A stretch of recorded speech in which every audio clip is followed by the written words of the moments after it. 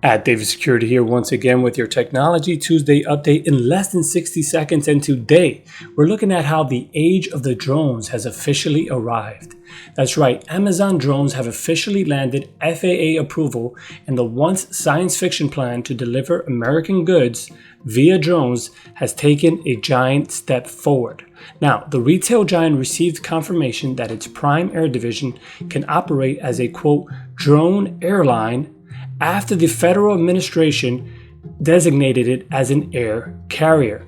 The label allows Amazon to embark on its first drone delivery trial on U.S. soil. Now, while industry experts anticipate that the routine deliveries are most likely years away, the FAA is preparing to finalize a set of regulations by the end of this year.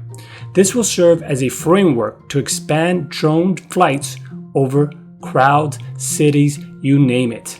Exciting stuff ahead with drones and deliveries. That's your 60-second technology update. Stay safe and have a great day.